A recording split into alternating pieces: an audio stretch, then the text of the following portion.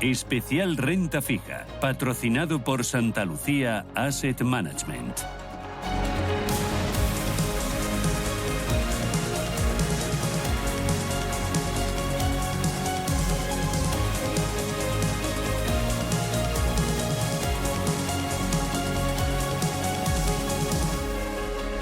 Hoy en Radio Intereconomía hacemos un programa especial en el que vamos a ocuparnos de la niña bonita de este año dentro de la inversión, la renta fija. El cupón está de vuelta.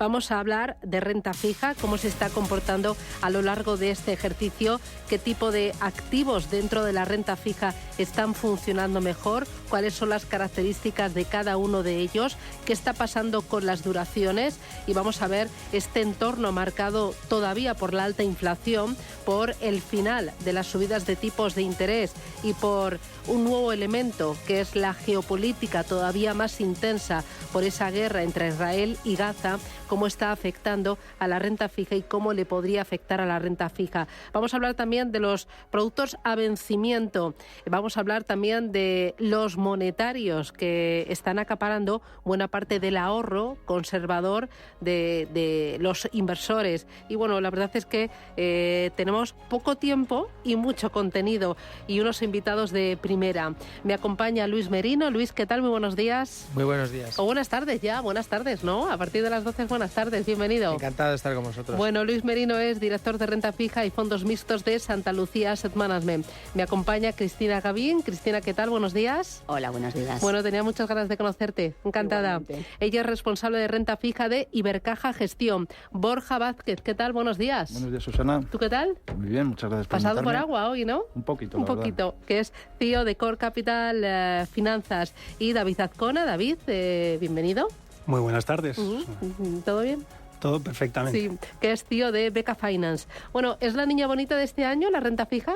Bueno, la verdad es que se habían levantado bastantes expectativas durante todo el año y es verdad que de momento, bueno, pues hay gente que a lo mejor se puede haber visto algo defraudado por toda la volatilidad que está habiendo.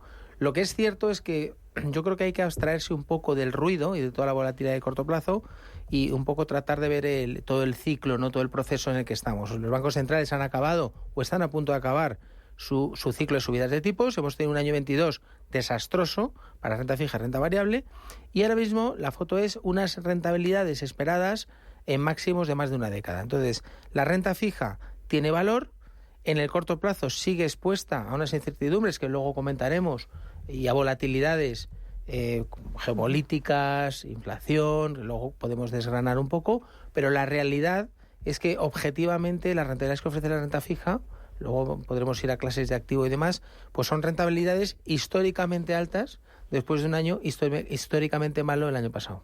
¿De qué rentabilidades estamos hablando? Bueno, en función un poco de la tipología de activo en la que estemos hablando, pero es verdad que rentabilidades en torno al 4% en el corto plazo, sin asumir prácticamente en riesgo de duración, no solamente son posibles, sino son muy probables. Entonces, a partir de ese entorno, es verdad que podemos ver una cierta volatilidad, sobre todo si nos vamos a tramos algo más largos, ¿no? Las incertidumbres que comentaba Luis, pues pueden afectar, sobre todo en el repunte en los tramos más largos. Pero en la parte corta de la curva, gracias a que ya tenemos un elevado devengo, incluso posibles repuntes adicionales en los tipos, no van a tener un efecto muy, muy relevante sobre esa parte de las carteras. Por lo tanto, ahí para el inversor conservador creo que podemos estar muy tranquilos. Oye, hablabas de volatilidad. ¿La volatilidad por qué?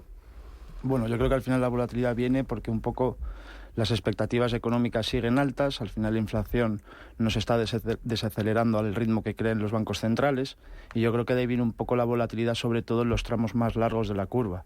Como dicen mis compañeros, la parte de cortas yo creo que han sufrido menos volatilidad que en los largos y puede ser un buen momento de entrada, sobre todo para la parte corta de la curva, que evita un poco esa volatilidad que comentábamos. ¿Y cómo estáis viviendo esta volatilidad? Pues con un proceso de aprendizaje o de intento de aprendizaje hacia nuestros clientes, porque antes comenzabas diciendo si la renta fija era o no la niña bonita de este año. Yo la tildaría como la gran desconocida, porque así como todo el mundo, cada vez que cae el S&P o el Eurostock, acto seguido te está llamando para si las valoraciones son o no son atractivas, si los niveles son o no técnicos para entrada, en la renta fija nos está costando, yo creo que los colegas que estamos aquí diremos que sí, nos está costando explicar que un 12% del año pasado es severo, es históricamente muy alto, pero que existen mimbres, como antes decía nuestra compañera, para obtener rentabilidades a futuro bastante interesantes. Y aparte, lo comentaremos después, es que independientemente de que te equivoques o no te equivoques en el escenario futuro para el 2024, es que tienes muchas papeletas de ganar dinero con la renta fija. Entonces, esa cuestión de aprendizaje en la gran desconocida, pues es bastante interesante. Sí, hay que tener en cuenta que mucha gente viene con el año pasado todavía reciente, ¿no? Un año, como decimos, desastroso. Bueno, un año en el que se descuadraron los pilares porque pensábamos que la renta fija siempre podía funcionar como refugio de la renta variable y que si caía no iba a caer tanto como la renta variable, y fue un año histórico. Sí, fue un año, o sea, históricamente malo. Entonces, lo que hay que ver es, oye, ¿por qué se produce ese movimiento? Pues el punto de partida es un punto de partida con unos excesos monetarios en cuanto a políticas expansivas, QE, balances de bancos centrales, etcétera, tipos negativos. Entonces, el punto de partida, ¿cuál es? Que las tires medias de las carteras de renta fija parten sin colchón. Esa es la clave. Es decir, tú inicias un año 2022, inicias un ciclo de subidas de tipos sin colchón, sin carry, sin tir media, sin cupón medio, para entendernos. ¿Qué ocurre? Que todos los movimientos adversos del año pasado, pues automáticamente tiene un impacto en la rentabilidad muy potente, muy severo. Por el contrario, la situación actual es completamente diferente. ¿Por qué? Porque no hace falta que el mercado de renta fija tire, aporte, estreche los diferenciales, corra mucho. No, simplemente con las rentabilidades que tú ya tienes en cartera, como os he dicho antes, 4 o 5%, muy fácil, tú ya, con un movimiento lateral del mercado, ya te va bien. No es como la bolsa, que necesita siempre una apreciación en precio para ganar dinero. No, la renta fija, en la situación actual, la ventaja que tiene es que ya el carry, la TIR media de las carteras, ya es suficientemente atractiva. Y luego, de cara al año que viene, ya cada uno puede tener su escenario. Nuestro escenario es un escenario de debilidad económica, un escenario donde las inflaciones, aunque con volatilidad, van acercándose a los objetivos de los bancos centrales, y por lo tanto ahí puedes tener una revalorización como consecuencia de recortes de tipos el año que viene. Que eso ya sería adicionalmente a las rentabilidades esperadas actuales, adicionalmente, ¿no?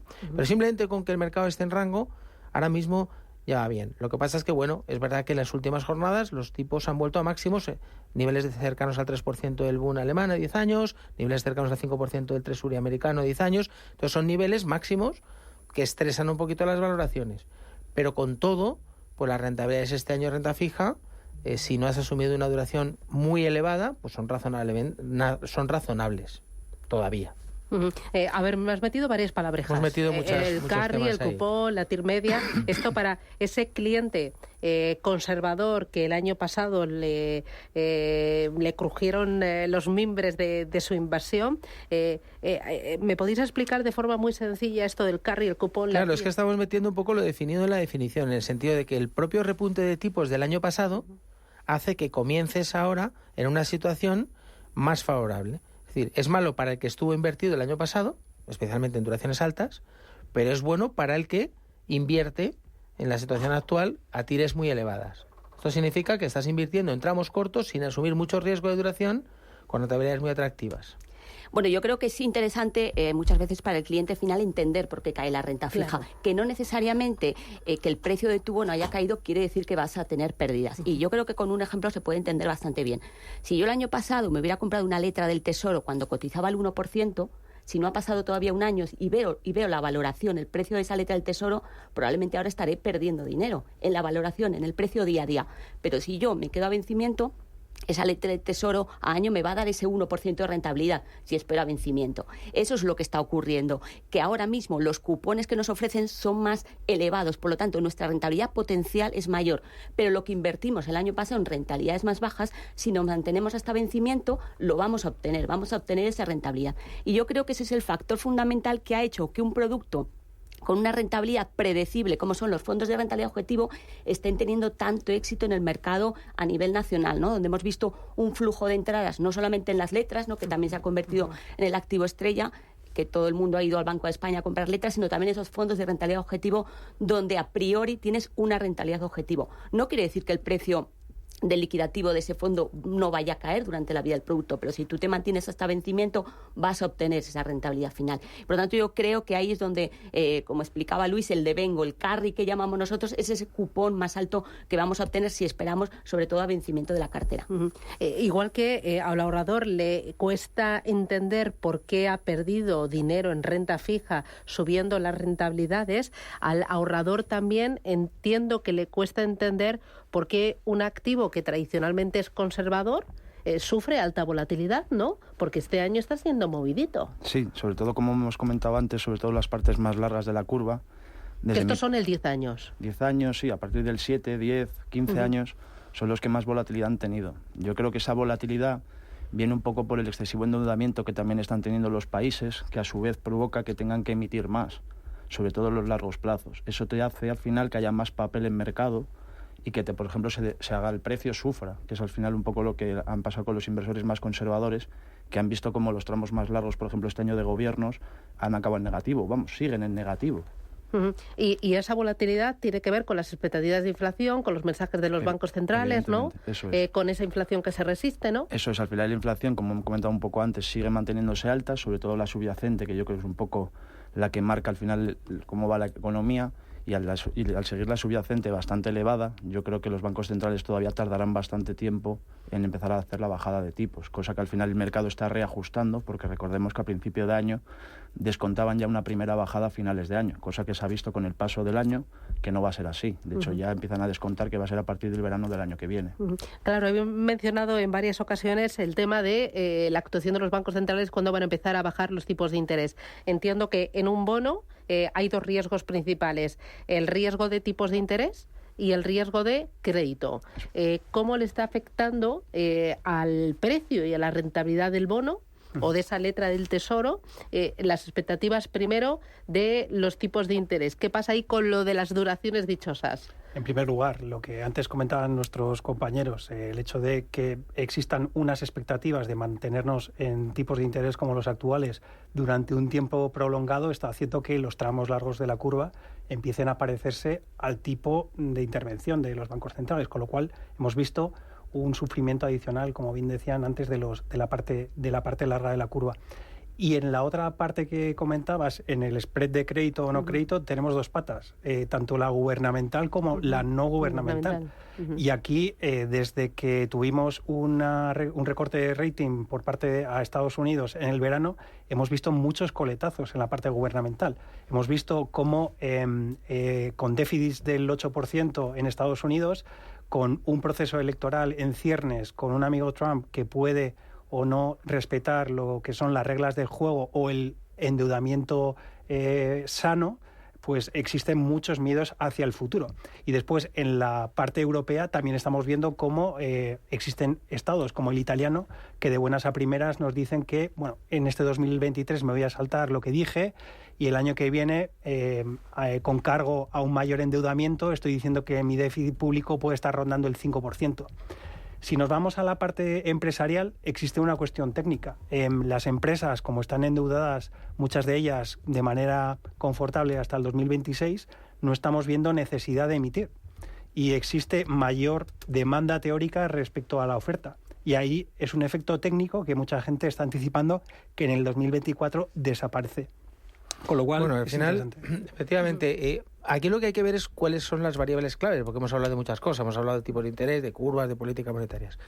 Yo creo que la variable clave es la inflación. Venimos del mundo post-COVID con un rebote, venimos con el mundo cuellos de botella, tensiones geopolíticas, guerra de Ucrania, etcétera.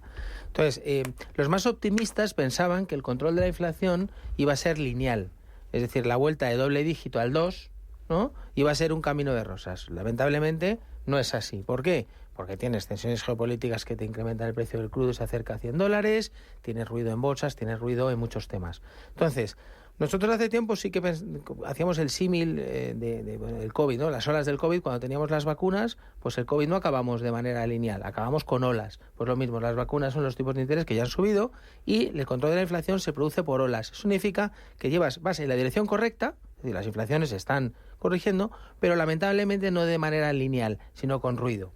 En el momento que tú tengas una perspectiva de que las inflaciones van a volver al 2%, vas a empezar a descontar que los tipos de los bancos centrales van a parar y van a empezar a bajar. Y eso es lo que da más soporte a la renta fija. De momento eso pues se ha ido retrasando en el tiempo, pero nosotros pensamos que tarde o temprano acabará ocurriendo y por lo tanto eso dará argumentos para que la renta fija tenga incremento en precio. Hablabais también de dos tipos de renta fija, ¿no? Dos grandes bloques, los gobiernos y también la corporativa.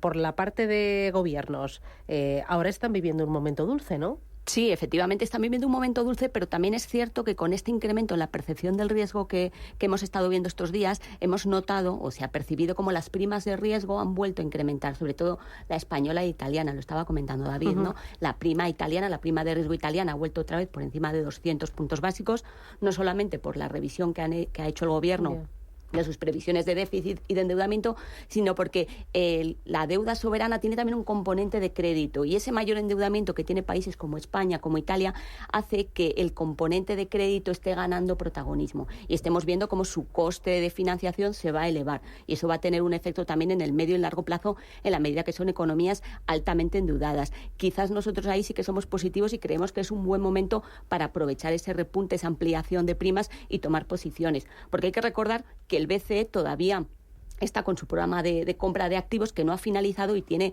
todavía en la recámara el programa del TPI que no ha puesto en marcha. Entonces ahí sí que pueden surgir, en momentos de volatilidad como el actual, yo creo que en renta fija incluso están apareciendo oportunidades con un atractivo adicional, sobre todo para este tipo de deuda periférica que había perdido algo de protagonismo, ¿no? Había dejado de estar en los titulares, el famoso tema de la prima de riesgo. Sí, porque a principios de año era todo investment grade. Exacto. Calidad, calidad y calidad, y de ahí no me sacas, ¿no? Y yo en estas últimas semanas ya estoy escuchando gobiernos, es una puerta segura porque al final los gobiernos siempre van a pagar, y el riesgo de impago es mínimo. Es bajo. ¿No? Es bajo, sí. Pero bueno, no hay nada cero. Yo desde mi punto de vista, la verdad que todavía para lo que es coger gobiernos y los tramos sobre todo más largos esperaría un poco. Bueno, pero los cortos, o sea, el americano 5% casi. Sí, no, los cortos para mí ya están bastante en precio, a no ser que haya una subida que no espere el mercado, yo creo que se mantendrán ahí. Lo que sí que también comentar es un poco el endeudamiento que está teniendo los Estados Unidos. Al final yo creo que casi todo parte de las valoraciones, sobre todo en renta fija, pase del Treasury. ¿Vale? Entonces yo creo que el Treasury, sobre todo en los tramos medios y largos, todavía con el déficit creciente que está teniendo, va a soltar mucho papel al mercado.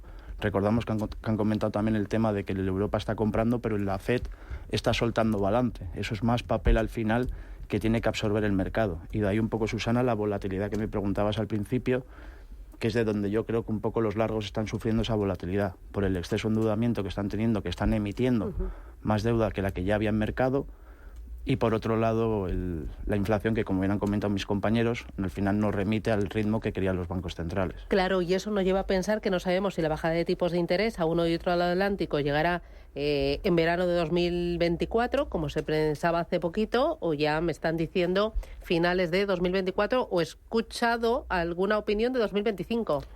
Si hubiéramos hecho caso al mercado hace unos meses, hubiéramos tenido ya bajadas de tipos, ¿no? Se descontaba a principios de año. Es decir, ¿se ha equivocado el mercado se equivoca muchas veces. Hace salidas en falso. Como los pero corredores me habían dicho que el mercado es soberano. No, como los corredores estos que salen antes de que dispare, ¿no? El que sale antes y luego tiene que volver a la casilla de salida, ¿no? El mercado ha dado muchas señales falsas, pues descontando unas bajadas de tipos muy cercanas que luego no se han producido. Las ha ido retrasando en el tiempo. Ahora mismo se cotizan a mediados del año que viene, tanto en Estados Unidos como en la eurozona. Eso ya concuerda un poco más con nuestra visión. Es decir, más o menos nos creemos o estamos en general de acuerdo con ese timing. ¿Eso qué significa? Pues que hemos ido subiendo gradualmente duración. Esa subida de duración significa que estás más cómodo en el mercado, significa que ves más valor en el mercado, que está más en precio, y lo hemos hecho fundamentalmente un poco incrementando gobiernos versus crédito. De tal manera que ahora tenemos una foto más equilibrada de gobierno-crédito de la que teníamos hace unos meses o unos trimestres. Porque pensamos que al final gobierno en tramos intermedios cortos se van a beneficiar de un movimiento próximo, el año que viene, de descuento de bajadas de tipos de los bancos centrales. ¿Todos estáis incrementando duración? Sí. Y yo creo que el gran melón o la gran incertidumbre o la falta de convergencia existe ya en si compras cosas más arriesgadas o menos arriesgadas en la parte corporativa o no tanto de gobiernos, ¿no?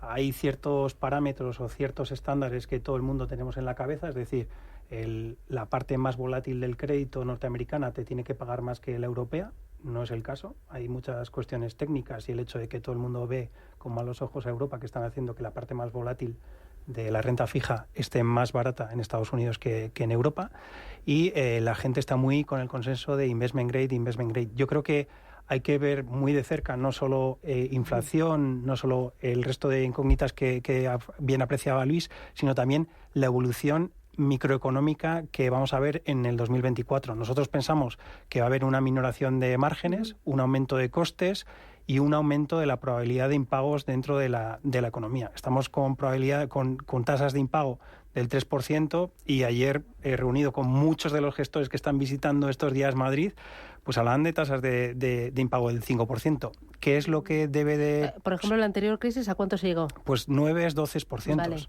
Son la gran crisis financiera, fueron esos los niveles, ¿no? Con lo cual, el balancear esa compra de calidad o no calidad, yo creo que es la gran incertidumbre para muchos equipos. Bueno, me voy a la parada publicitaria y después nos metemos en harina y nos metemos en la parte de crédito, que veo que va a dar bastante juego, tanto en la parte de más calidad como la de más riesgos. Podemos hablar de los impagos, podemos hablar de los sectores, y también la renta fija es muy rica. O sea, tenemos variedad de activos, de emisores en los que elegir qué está funcionando mejor, qué puede funcionar mejor, qué estáis incorporando a cartera y por qué. Publicidad y me lo contáis.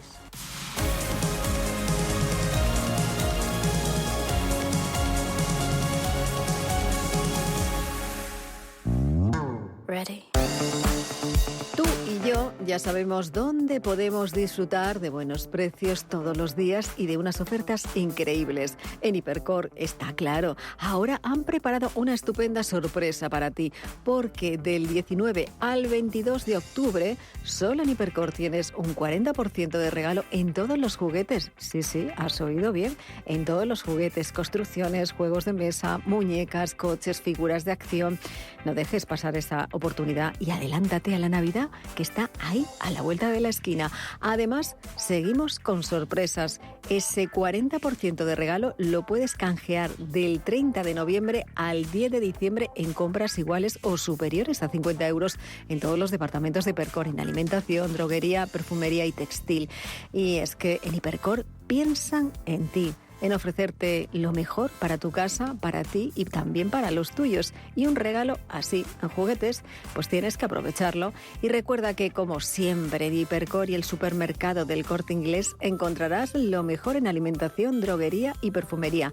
Todo ello con un mundo de servicios que puedes hacer o que pueden hacer tus compras mucho más cómodas y fáciles. Compra online, envío gratuito a domicilio y muchas cosas más. Compruébalo.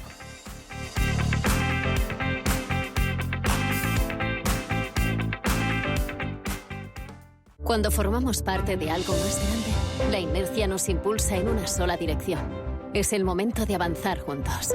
El Fondo Renta 4 Activos Globales invierte en las mayores compañías del mundo y en las megatendencias que mueven a toda la sociedad. Entra en renta4gestora.com y descúbrelo. Renta 4 Gestora. Creciendo juntos. Categoría de riesgo 3/7. Puede consultar la información legal del fondo en renta4gestora.com y en cnmv.es. El futuro no está escrito, se construye. Porque tu futuro también es el nuestro, en Caja Rural te aportamos toda nuestra experiencia. Planes de pensiones de Caja Rural. Construyamos tu futuro juntos. Ven antes del 31 de diciembre y obtén interesantes incentivos. Documento de datos fundamentales para el partícipe, alertas de liquidez, indicador de riesgo, planes en promoción y condiciones en segurosrga.es. Planes de pensiones Caja Rural de Zamora RGA. Al lado de la gente y siempre con Valladolid. Tan, tan, tan, tan, tan. La cuenta online del Santander es tan fácil de abrir que lo puedes hacer desde donde quieras. Santander en digital es Santander. Santander, por ti, los primeros. Consulta condiciones en bancosantander.es. Atención a todos los amantes del bienestar y la salud natural. Si buscas un camino hacia una vida más saludable, Sol Naturaleza es tu centro. Abierto de lunes a sábado, de 9 de la mañana a 7 de la tarde. Somos un espacio dedicado a la alimentación consciente y la naturopatía alimentaria. En Sol Naturaleza encontrarás suplementos de alta calidad y asesoramiento personalizado. Llámanos al 91 31 31 409 o visita nuestra web solnaturaleza.es.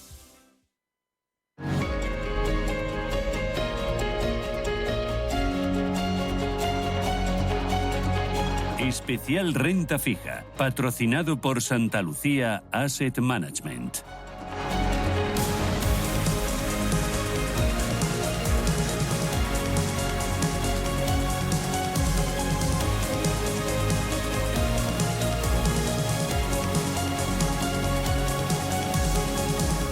Hoy programa especial con el foco puesto en la renta fija, con Luis Merino de Santa Lucía Asset Management, con Cristina Gavín de Ibercaja Gestión, con Borja Vázquez de Core Capital Finanzas y con David Azcona de Beca Finance. Renta fija. Oye, habíamos hablado de gobiernos, vamos a ir ahora por la parte del crédito. Decía David, provocador, que ojo con los impagos que van a poder aumentar hasta el 5%, ¿no? Es lo que esperáis. Estamos haciendo quinielas con todos los gestores que están visitando Madrid y muchos de ellos en la parte más agresiva de la deuda es lo que esperan.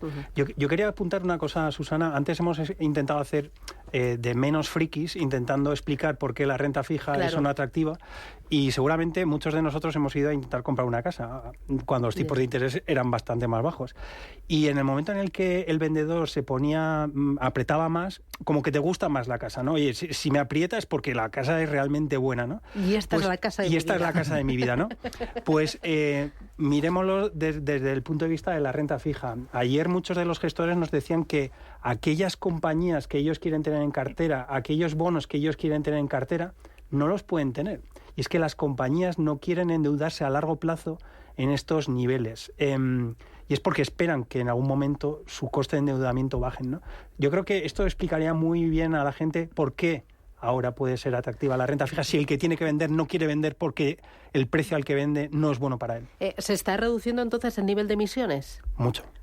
De hecho, pero también puede ser un arma de doble filo, porque si vemos lo que han emitido las empresas más apalancadas durante este año 2023 y durante 2022, ha bajado mucho en comparación con lo que habían emitido en años anteriores. Esto que nos sitúa que de cara a 2024 y de cara a 2025 van a tener que emitir mucho, lo que llaman el famoso funding wall, ¿no? Que es el muro de financiación que van a tener que afrontar de cara a 2024 y 2025. Si los tipos elevados se mantienen, eso que hablan, ¿no? Los ingleses del higher for longer, y tenemos tipos más altos durante más tiempo, esas compañías más apalancadas que están esperando a financiarse, puede que les salga el tiro por la culata y que sus tipos no sean tan baratos a la hora de financiarse. Por eso yo creo que ahí hay un riesgo y nosotros, particularmente en High Yield, somos un poquito más prudentes. Sí, yo estoy de acuerdo. Es decir, las compañías de High Yield han tenido un contexto extremadamente favorable en los últimos años, 2021, donde tenías tipos negativos. Y entonces, ¿qué han hecho? Han extendido maturity, han extendido vencimientos y han mejorado sus fundamentales, porque en el fondo, ¿no? Has logrado más liquidez, etcétera. Entonces, eso, has ganado tiempo. Lo que llaman los ingleses kick the can, ¿no? Has ganado tiempo, 1 o 2 años. Entonces, efectivamente, como bien se ha dicho aquí, este año e incluso el año que viene no tienes muchos vencimientos. ¿Por qué? Porque estas compañías, especialmente el segmento High Yield, ha extendido vencimientos. ¿Qué ocurre? Que el tiempo pasa. Y claro, se va acercando, ¿no? Ese año 25, 26, donde ya sí que empiezas a tener más vencimientos. Nosotros estamos cautos no solamente por eso, el mundo High Yield, sino también porque si tú comparas el valor diferencial que te ofrece High Yield con respecto al tipo libre de riesgo. Nosotros tenemos un gráfico que miramos mucho que es, oye, el swap a 5 años como expresión del tipo interbancario libre de riesgo a 5 años, ¿vale? Con respecto al diferencial que me paga el High Yield contra el investment grade. Entonces, el momento que estamos ahora mismo es histórico también, en el sentido de que, oye, lo lógico es que me pague más, ¿no? El High Yield, en términos, insisto, diferencial contra el investment grade, que el tipo libre de riesgo. Y ahora mismo está más o menos en esa misma zona. Con lo cual, los activos, por eso se habla tanto de activos de calidad, porque en valor relativo, bajo mi punto de vista, no tiene mucho valor relativo, bajo mi punto de vista, el high yield. Es verdad que mucha gente te lo vende en términos de yield. Oye, esto te paga un 8, te paga un 9. Sí, pero es que el libre de riesgo también me paga más. Sí, como bien dicen mis compañeros, al final este año el que mejor lo ha hecho dentro de los activos de renta fija ha sido el high yield, y creo que acertadamente, como han dicho, ha sido porque no han tenido casi emisiones nuevas, no ha habido papel nuevo en el mercado, por lo que ha hecho que el que ya había se aprecie y suba en precio, ¿vale? En cuanto a nosotros desde Core Capital, si a día de hoy estamos cogiendo high yield, yo creo que hay un punto, el punto sería un poco ver si al final las economías van a entrar en recesión. Desde el punto de vista de Core Capital, yo creo que a medio plazo, es decir, a partir del año que viene, se debería empezar a notar una recesión o una pequeña contracción de la actividad económica en Estados Unidos, y eso al final yo creo que hará sufrir sobre todo a las empresas de high yield, ¿vale? Que al final son un poco las que están más pendientes o las que sufren más la volatilidad del mercado. Y luego, por la parte de Investment Grade, ¿no? Que es la niña bonita este año, ¿no? Ahora junto con gobiernos, pero el Investment Grade está aportando solidez a las carteras y al mismo tiempo una rentabilidad extra. ¿Qué está funcionando mejor? ¿Qué tipo de sectores, qué tipo de compañías son las que mejor están funcionando? Y también, ¿qué tipo de duraciones? Sí, ahí tienes una discrepancia entre el sector financiero y el resto de sectores, ¿no? Ha habido una ampliación significativa de los diferenciales que ofrecen los bonos financieros con respecto al resto de sectores no financieros. Acrecentado en marzo con la crisis de Silicon Valley, Credit Suisse, hubo mucho ruido en el sector bancos. Ese diferencial sigue siendo atractivo bajo nuestro punto de vista, en el sentido de que nosotros estamos sobreponderados en bancos, dentro de la parte de crédito investment grade, con respecto a no financieros. Incluso en deuda subordinada, luego podemos hablar un poquito más de los tier 2, de los senior, etcétera, ¿no? Entonces, mientras ese diferencial siga estando ahí amplio, seguimos viendo valor ahí. ¿Por qué está más amplio los bancos? Bueno, por varios motivos. Primero, porque ha habido el ruido que hemos dicho, ¿no? Con el tema de Credit Suisse, rescates, etcétera, etcétera. Y también porque los bancos han tenido y siguen teniendo que cumplir con unos requisitos regulatorios donde tienen que emitir mucha deuda con capacidad de absorción de pérdidas. Entonces, eso al final es más papel a mercado, es más emisión a mercado y ha ejercido en los últimos años presión al mercado. Ese proceso está casi finalizado, en el sentido de que los bancos el año que viene van a tener emisión neta cero. ¿Qué significa esto? Que prácticamente vas a tener que emitir lo que te vence. Con lo cual ya vas a tener menos presión de papel, de técnicos, de oferta, la parte de bonos financieros. ¿Por qué? Porque ya han rellenado los buckets que tienes de senior preferred, tier 2, etcétera. Entonces, estamos ante un panorama, desde el punto de vista técnico, en bancos, más favorable a futuro. Entonces, nosotros, en ese sentido, estamos positivos en bancos. Deuda subordinada también vemos oportunidades en tier 2 y en crédito no financiero algo más cautos. ¿Vosotros en Core Capital? Sí, por la parte de crédito. Por la parte de crédito, vamos, nosotros al final lo que estamos haciendo sobre todo son seniors. Todavía lo que es la parte de los AT1 y eso todavía no nos metemos. ¿Por qué nos metéis en AT1s? No, porque creemos que todavía se tienen que ajustar un poco más en precio. Al final, como dice Luis, ha habido cosas exógenas, como ha sido el default de Credit Suisse, que ha hecho que los spreads amplíen, por lo que creo que todavía tienen que ajustarse un poco lo que son las valoraciones, sobre todo de las partes más de la prelación de pago más abajo. Que al final es lo que comentaba de la estructura de capital de los bancos. Yo recuerdo, Susana, que la última vez que estuve aquí, yo creo que era por marzo, cuando estábamos en toda la vorágine de bancaria regional, nos hiciste una ronda de preguntas final que era, oye, ¿volveremos a ver un evento como el...? Y yo te respondí de la misma manera que te voy a contar ahora. Yo creo que realmente vamos a tener en Estados Unidos una vuelta de tuerca dentro del sistema financiero. No va a ser sistémico, pero...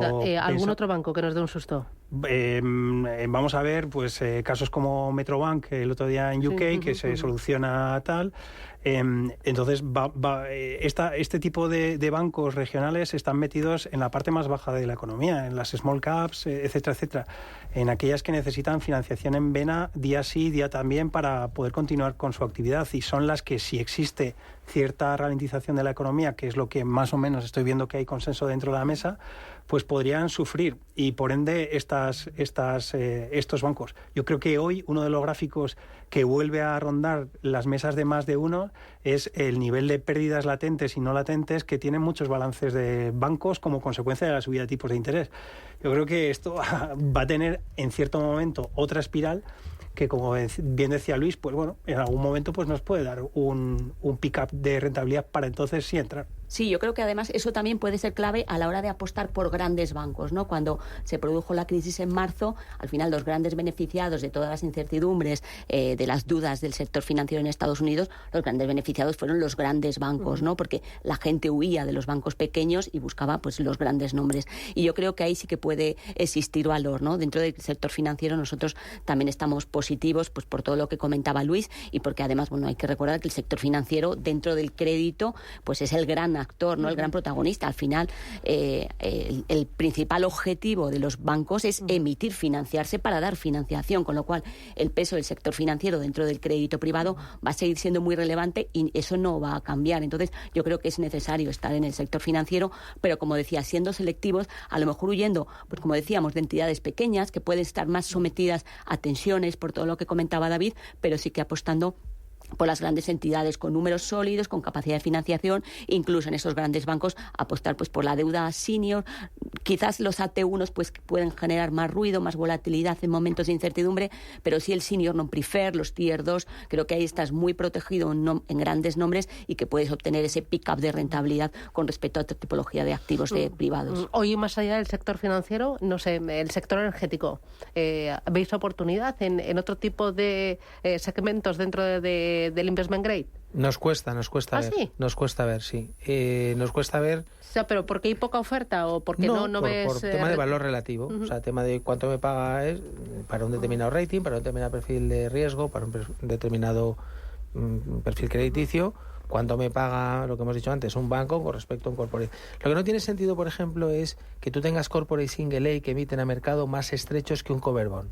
Un cover bond, hemos explicado aquí alguna vez, yo creo, Susana, no sé qué contigo o en otra ocasión, son activos que probabilidad de default es prácticamente cero. Estamos hablando de activos AAA, AA. Y tienes la circunstancia tan, para mí, curiosa, donde muchas veces te paga más un AAA, AA, un cover bond, de un banco periférico, italiano, español, de segunda línea, vale, pero me da igual, es un cover bond, probabilidad de default próxima a cero, que un corporate single A, que aunque por muy bueno que sea, no deja de ser una entidad corporativa, ¿no?, con un riesgo de negocio, de mercado, de macro, de si tenemos recesión el año que viene, etcétera. Entonces, para mí no está pagado.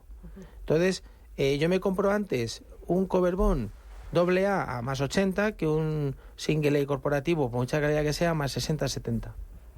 Ahí antes decías tú, David, que es muy importante este año mirar mucho a la micro, que lo de las grandes magnitudes, la inflación, los tipos de interés, la actividad económica está muy bien, pero que este año es más de estar encima de cada una de las compañías y ver cómo van, ¿no? Sí, y ahí yo creo que cojo un corte que esta mañana hacíais en el programa sobre Elon Musk, ¿no?, que iba en contra de la Reserva Federal diciendo que estaban teniendo en cuenta indicadores retardados, no adelantados, ¿no?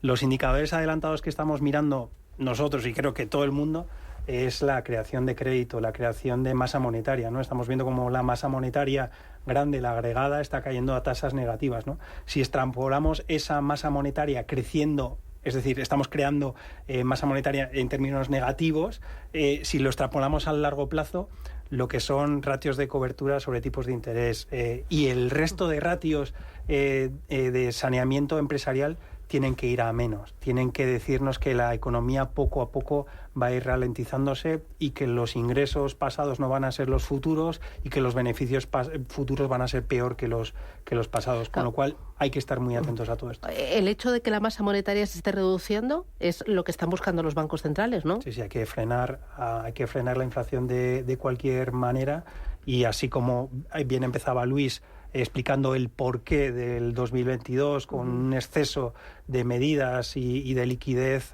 por doquier, pues es lo que ahora están mermando, ¿no? Todo el quantitative tightening que están elaborando los bancos, y ayer había una casa que decía, vale, eso va a mermar la micro y también debería de hacer que los bonos de los gobiernos sufrieran, como hemos visto y ha apuntado antes Cristina, con la subida de las primas periféricas. ¿Y este año estáis viendo por parte de los clientes mucho apetito por la renta fija?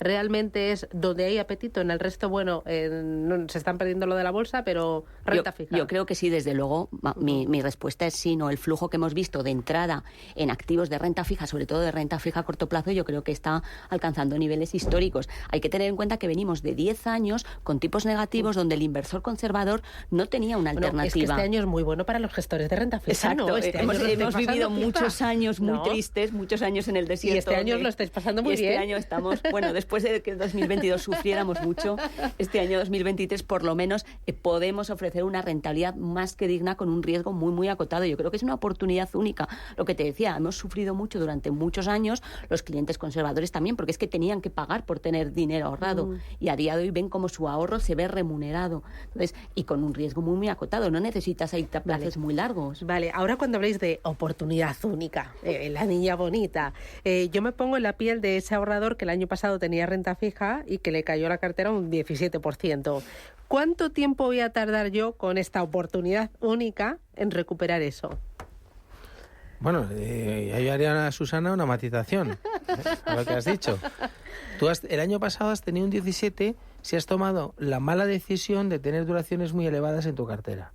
Partamos de ahí. Si tú el año pasado no has tenido mucha duración, ¿has estado negativo? Sí. ¿Has perdido dinero? Sí, pero en un 17. Vale, ¿cuánto perdí? Si tenía duraciones medias. Pues un 1, un 2. ¿Ah, sí? La clave, sí, ¿cuál no es? tanto. La gestión de la duración. Vale, si tú has estado paciente y tú el año pasado has estado en duraciones cortas, ¿has sufrido? Sí. Primero por tipos, luego por ampliación de spread. ¿De acuerdo? ¿Has estado negativo? Sí. Pero si tú has hecho una gestión adecuada de tu duración y has ido construyendo esa duración, digamos, gradualmente a tipos mayores, tú hoy, ¿vale?, no tienes que recuperar tantas pérdidas. Si tú, por el contrario, has tenido el año pasado duraciones muy elevadas desde muy pronto y tienes una pérdida de un 20%, efectivamente, ahí tienes un problema de que vas a tardar muchos años en recuperar esa pérdida. Entonces, la gestión activa es crítica, bajo mi punto de vista. Gestión activa de duración, gestión activa de riesgo de crédito. Entonces, por eso digo que matizaría, ¿no? Ese 17, una cosa son los índices y otra cosa es la gestión que haya hecho cada uno. Yo añadiría un poco, Luis, ya de cara al ciudadano de a pie, ¿no? O sea, la gestión activa es primordial, por eso estamos sentados aquí, ¿no? Y después el asesoramiento también es primordial. Yo creo que ahora la gran tesitura que tiene que tener más de un contribuyente es ¿me quedo a esperar a que los grandes bancos me paguen por mi depósito o me anclo a medio o largo plazo a una rentabilidad del 6,5% o el 5% a nivel global? Yo creo que ahí está la clave del buen asesoramiento unido a la gestión activa. Y al final, como planteamos un poco desde Core Capital las cosas, es que al final, yo creo que al final es un coste de oportunidad, como yo lo veo. Es decir, tú puedes cogerte el corto plazo ahora y anclarte un año, pues casi al 4 en euros y casi al 5 y pico, en Estados Unidos, pero claro, ahí tienes que tener un poco en cuenta cuándo va a empezar o cuándo las expectativas de bajadas de tipos van a empezar. Me explico, porque si al final compras ahora un año y por un casual la macro se te empieza a dar la vuelta, empiezan a salir datos macro malos y los bancos centrales te empiezan a mandar un mensaje mucho más dovish, que es de bajadas de tipos, yo creo, por ejemplo, que la duración sí te va a pagar. O sea, es decir, el bono se va a revalorizar al tener duración. En cambio, si estás en un año, ya has comprado en un año, no te puedes volver a posicionar. O sea, yo creo que la clave, no sé si me explica un poco, es el coste de oportunidad entre comprar el corto plazo ahora y sentarte, como dicen mis compañeros, un año, incluso año y medio también, ¿por qué no? El 18 meses está pagando bien. Ahora, donde yo veo un poco el punto es eso, lo que te digo de cuando los bancos centrales empiezan a mandar mensajes de bajadas de tipos, si vas a tener esa capacidad de maniobra o ese tiempo de reacción para coger un poco más de duración para que se premie al final. Exacto, porque al final los tramos más cortos, que es de los que estamos hablando, están muy condicionados por el discurso de los bancos centrales y yo creo que son los primeros que van a empezar a relajar. Entonces, bueno, si te quieres asegurar una rentabilidad atractiva a un poco más largo plazo, yo sí que me iría a más largo, pero también si eres un cliente muy conservador, estar en el corto plazo te da una tranquilidad. Por ejemplo, en septiembre, que hemos visto un repunte bastante importante de los tipos, si miras las rentabilidades de los fondos monetarios han sido positivas, es decir, a pesar de todo el ruido efecto que hemos tenido en septiembre, el inversor conservador no ha perdido dinero. El inversor más conservador, el que ha estado en los fondos monetarios con duración por debajo de 12 meses.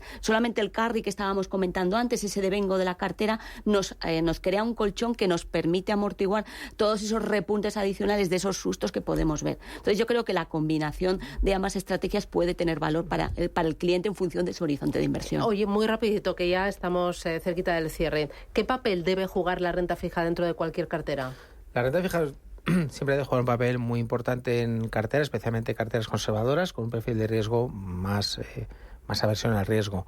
Quizá echamos un poco en falta, se ha comentado antes de pasada, una mayor descorrelación del mercado de renta fija con respecto al mercado de renta variable, porque estamos viendo en las últimas semanas, con el tema geopolítico y demás, que al final, bueno, la propia bolsa va muy ligada a los tipos. ¿Eso qué significa? Que van los dos mercados un poco de la mano, ¿no? Sí, pero en el largo plazo sí que debería de ser un activo que incluso te proteja ante un escenario de guerra, en un escenario de algún acontecimiento inesperado, donde la renta fija te va a proteger, en teoría, esa duración como elemento de contrapeso frente a otros riesgos como puede ser la renta variable. Y luego, productos a vencimiento, que también han sido los grandes triunfadores, ¿no? Aquí de nuevo, es decir, depende para cada cliente. Un cliente que no tolere volatilidad, que quiera certeza absoluta, pues que con mucha gente que viene de depósitos o viene de cuenta corriente, cliente muy conservador, es un producto perfectamente válido para tener esa certeza, porque se va aproximando al vencimiento. Pero también es compatible con una gestión activa donde puedas tolerar un poquito de variación, pero optar a rentabilidades superiores. Bueno, nosotros somos unos grandes defensores de los productos de vencimiento, pero no solamente para el cliente de perfil conservador. Nosotros tenemos fondos de rentabilidad objetivo de vencimiento 1 año, donde invierten en deuda soberana, y también tenemos fondos de rentabilidad objetivo de vencimiento 6 años, donde estás invirtiendo a crédito en 6 años. Con lo cual, te aseguras, si tu horizonte de inversión cuadra con ese vencimiento, puedes aprovecharte de ese retorno adicional que ofrece el crédito privado y aprovecharte, como te digo, de esa rentabilidad adicional. Es verdad que por el camino puedes sufrir, porque obviamente vamos a ver más volatilidad, pero si a 2027 vas a recuperar tu dinero, el único riesgo que corres ahí, que es que alguno de los nombres que están dentro, pues quebrara, ¿no? Entonces nosotros ahí sí que hacemos una monitorización del riesgo para evitar que eso ocurra, ¿no? Entonces construimos una cartera muy diversificada donde nos sentimos cómodos. Entonces yo creo que los fondos de rentabilidad objetivo han venido para quedarse y creo que van a ir ganando peso progresivamente como lo han hecho. Sí, nosotros también confiamos bastante en lo que son los productos a vencimiento, sobre todo porque al final, como bien decía mi compañera, te ahorras mucho el ruido de mercados. Es decir, si al final lo llevas a vencimiento, a no ser que haya un evento de crédito de un default, vas a recibir la rentabilidad esperada. Sí que es cierto que, bueno, que si en un evento de default al final lo que hacen los fondos es diluir ese riesgo a través de, como bien comentaba mi compañera, de tener muchas líneas de muchas compañías. Entonces, bueno, al final tienes a lo mejor 80, 100 compañías, el propio fondo te puede absorber por ese carry que tiene, te puede absorber esa pérdida. O sea que nosotros también apostamos bastante para fondos a vencimiento. Ahora sí, me quedan 2 minutos. Os voy a pedir a cada uno de vosotros un titular de cierre. Estamos ante un año complicado, con mucha volatilidad, mucho riesgo geopolítico, mucho ruido, pero si nos abstraemos de ese ruido del corto plazo, ponemos las luces largas en vez de las luces antiniebla o las luces de cruce, tenemos que ser conscientes de que las rentabilidades que ofrece la renta fija actualmente de cara a 1, 2, 3 años a futuro son históricamente atractivas. David. Yo diría que es un momento para no volverse muy loco dentro de la renta fija. Antes estábamos hablando de rentabilidades del 6% sin volverse loco. Y también diría, desde el punto de vista del emisor, que es un momento para ser creativo, para ser alternativo. Podemos estar hablando de cierre de líneas bancarias, de no mucho apetito a prestar, y hay mucho empresario que seguramente nos está escuchando que debería de mirar mercados como el MARF para emitir deuda. Es decir, desde el punto de vista del inversor, estar tranquilo, pero desde el punto de vista del que se necesita financiar, ser creativo y buscar nuevas oportunidades. Borja. Yo creo que al final la renta fija, sobre todo a corto plazo, es el año, o sea, este es el año para la renta fija a corto plazo, y en cuanto a los plazos más largos, sí que es verdad que yo esperaría un poco a ir viendo cómo los bancos centrales van soltando un poco los discursos y a partir de ahí iría construyendo lo que es la cartera en los tramos más largos. Pero ya te digo, centrarme en el corto plazo y poco a poco ir cogiendo duración en función de los bancos centrales. Para mí es que 2023 es una oportunidad histórica para la renta fija, pero es verdad que no todo vale, que hay que ser selectivos, que podemos ver ruido, podemos ver volatilidad, pero que es una opción muy interesante y que en el medio y largo plazo va a suponer una alternativa de inversión clave para obtener retornos más que dignos. Pues un auténtico placer, lo he disfrutado de verdad. Luis Merino desde Santa Lucía Asset Management, Cristina Gavín desde Ibercaja Gestión, Borja Vázquez desde Core Capital Finance y David Azcona desde Beca Finance. Muchísimas gracias, un auténtico placer y hasta pronto. Un Muchas abrazo. Gracias a vosotros. Gracias a todos. Adiós, chao, chao, hasta mañana.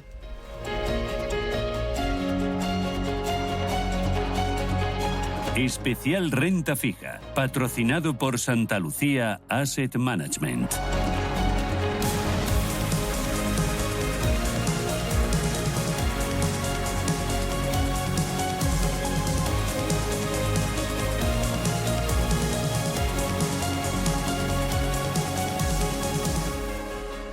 Radio Intereconomía, la radio de los negocios para estar bien informado. Eres lo que escuchas. Radio Intereconomía. Información económica con rigor, veracidad y profesionalidad. Nuestros oyentes son lo que escuchan. Estrictos, precisos, honestos, competentes y capacitados. Di que nos escuchas.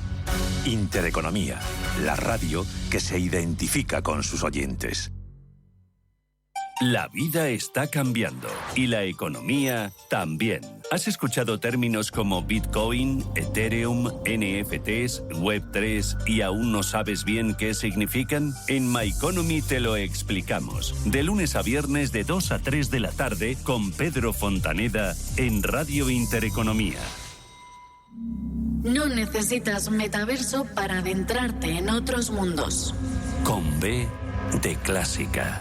Candy Sánchez pone banda sonora a las noches del sábado.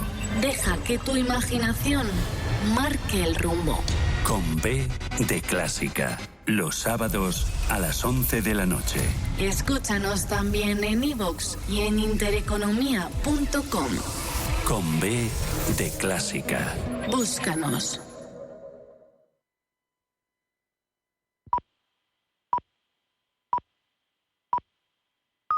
Es la 1:00 las 12 en Canarias. Radio Intereconomía. Boletín informativo. Buenas tardes. La Fundación de Cajas de Ahorro, Funcas, ha elevado 2 décimas sus previsiones de crecimiento del PIB español en 2023 hasta el 2,4% gracias al impulso de los 2 primeros trimestres del año, pero ha recortado 1 décima sus estimaciones para 2024 hasta el 1,5% como consecuencia de un entorno internacional más incierto y la moderación de la demanda interna. La previsión de Funcas coincide con las estimaciones del Gobierno remitidas en el plan presupuestario a Bruselas. No obstante, las proyecciones del Ejecutivo para 2024 de un crecimiento del 2% son medio punto más optimistas que las de la Fundación. Y la consejera delegada de Bankinter, María Dolores Dancausa, ha anticipado una ralentización de la economía española a la que se unen, dice, las incertidumbres por la situación en Oriente Próximo. Sergio Padilla, buenas tardes. Buenas tardes. Se está produciendo un freno a la inversión y una